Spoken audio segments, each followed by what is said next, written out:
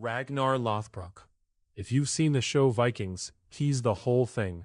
The farmer who becomes a legend, the raider who cracks open a new world. And most people assume he's invented. A great fictional Viking to hang a story on. Here's the truth, and it's stranger than yes or no. We can't prove Ragnar himself was real, but the war of revenge his sons waged for him, that's some of the best documented history in early medieval England. Written down by the terrified monks who watched it happen. The father might be a myth. The vengeance was absolutely real. This is Real Roots. The real history behind the stories you love. Let me untangle what's true. Start with why we can't just confirm the man. The sources for Ragnar are Norse sagas.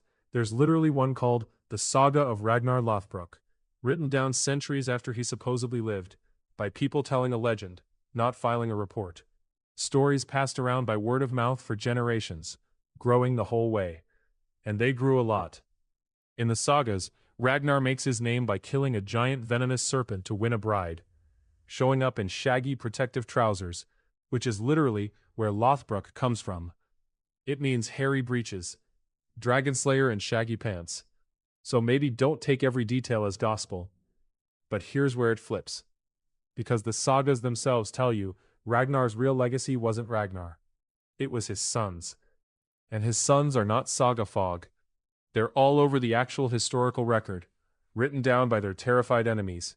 Dated, corroborated, real. And that changes everything, because of what the sons are famous for. Let me set up the ending first, the way the legend tells it, because you need it to understand why the sons matter.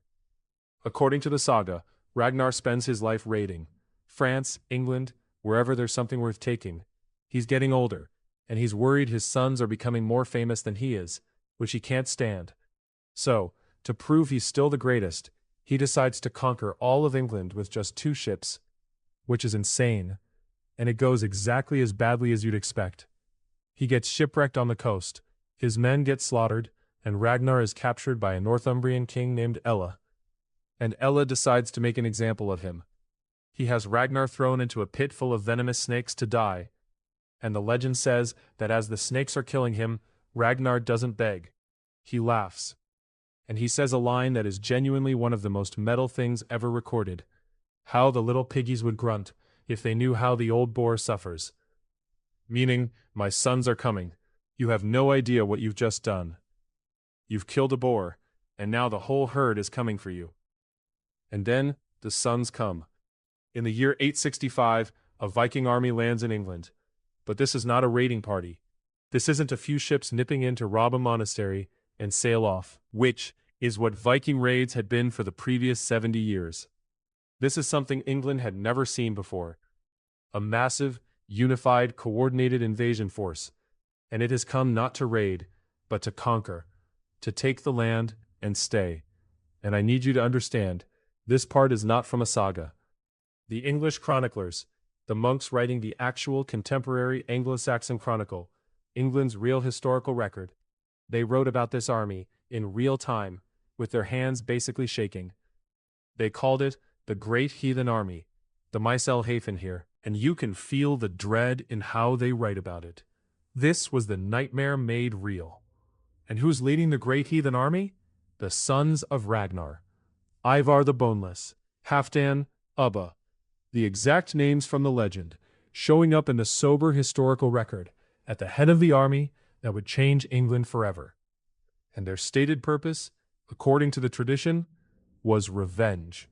They had come to make England, and specifically King Ella, pay for what was done to their father.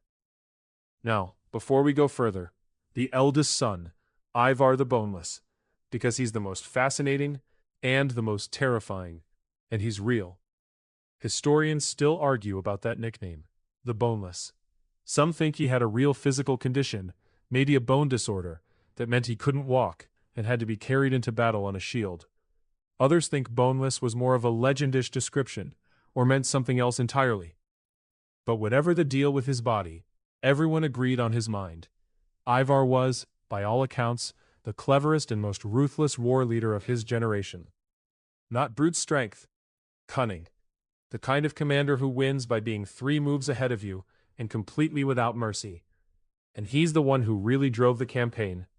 So let's follow what the Great Heathen Army actually did, because this is the historical part. And it's relentless.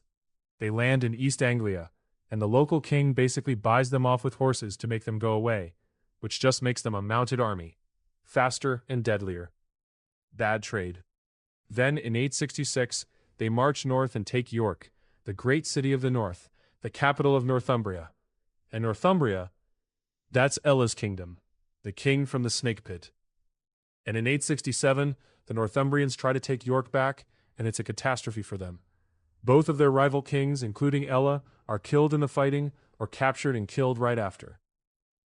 Now, the legend says the sons captured Ella alive and executed him with a horrifying ritual called the Blood Eagle, which I'm not going to fully describe, but it involves the ribs and the lungs, and it is exactly as grim as it sounds. And I have to be honest with you here because this channel lives on getting it right. Historians genuinely, actively argue about whether the Blood Eagle was ever really performed on anyone, or whether it's a gruesome misunderstanding of an old poem, a literary horror that got taken literally. That's a real, unsettled debate, and I'm not going to stand here and tell you it definitely happened. But, and this is what matters, strip the ritual away and look at the bare facts underneath, the ones that are actually in the record. Ella was a real king.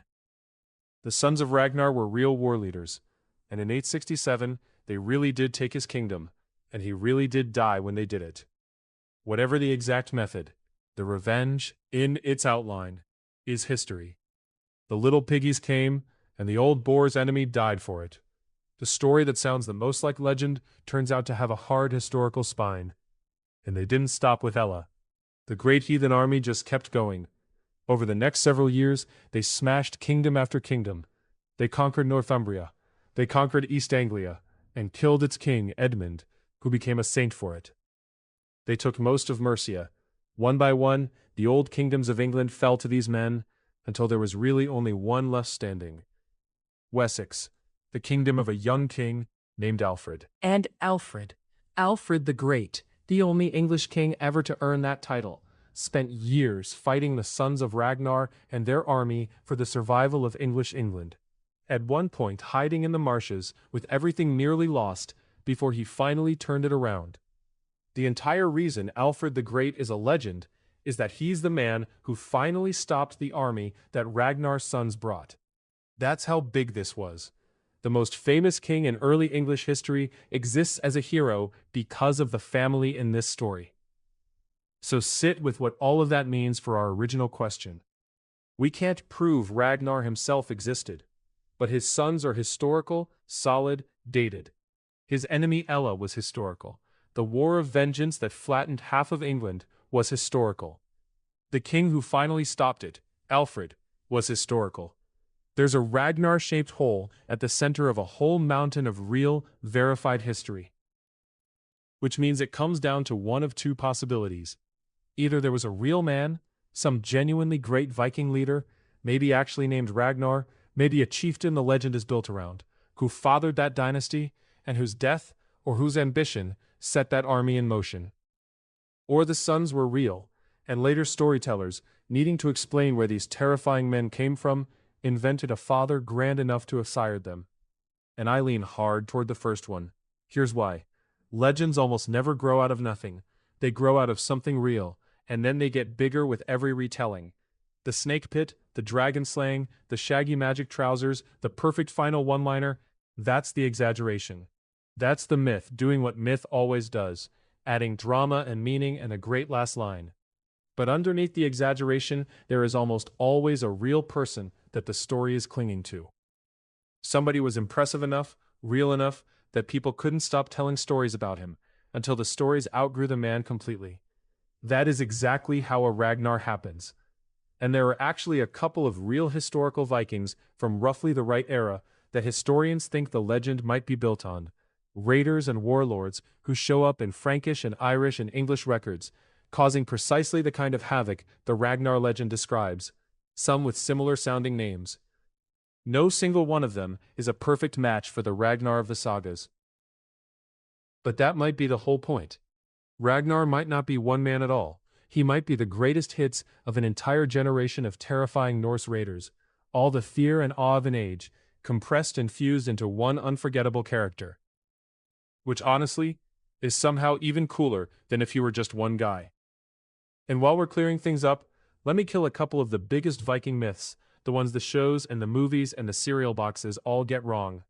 Because the real Vikings are more interesting than the cartoon version. First, the horned helmets. They did not wear them. Ever. Not in battle, not to feasts, not at all.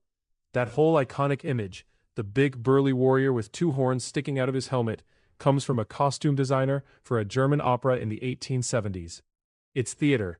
It's Wagner. It is not history. And if you think about it for 2 seconds, it makes sense that it's fake. Horns on your helmet in an actual battle would be a fantastic way to get your head yanked sideways and your neck snapped. Or to get an axe caught on you. Real Viking helmets were simple, practical, rounded iron caps, sometimes with a nose guard. Effective and boring. Sorry to ruin it. Second, the idea that Vikings were just mindless, filthy barbarians in furs. Also wrong. And this one's more important. Yes, they raided. And yes, the raiding was genuinely horrifically brutal. The terrified monks were not exaggerating that part. The violence was real. But the same people who did that were also some of the greatest sailors and shipbuilders the world had ever seen. Their longships were engineering marvels. They ran trade networks that stretched from Baghdad to Newfoundland. Arab silver coins have been dug up in Scandinavian graves. They were settlers and farmers and skilled craftsmen. They had a sophisticated legal system with assemblies where free men argued out disputes. They were obsessed with cleanliness, actually. English writers complained that the Vikings bathed too often and combed their hair and were stealing all the women with it. And they reached North America 500 years before Columbus. And we know that for a fact because we found their settlement. The Vikings contained multitudes. Bloodthirsty raider is one true thing about them, but it is one thing, and the reality is so much richer. So, back to the man. Was Ragnar Lothbrok real? Here's my honest answer. The specific guy, the dragon slayer in the magic trousers, laughing in the snake pit with the perfect last words, that guy is a legend. He's polished. He's too good to be literally true. But he's a legend the way a pearl is a piece of grit. There's something real at the center of him. Something hard and actual that all that beautiful myth grew up around. A real dynasty of sons who really did lead the most consequential invasion in England's history. A real king who really did die when they took his kingdom. A real generation of raiders so terrifying that Europe never forgot them, and needed one name, one face, one unkillable old bore of a man to hang all of that terror on. They called him Ragnar. Maybe he was one man, maybe he was three, maybe he was a whole age of them. But something crossed that cold sea and changed England forever, and it was real enough that its enemies wrote it down while their hands were still shaking. The saga is invented. The Great Heathen Army was not. This has been real roots, the real history behind the stories you love.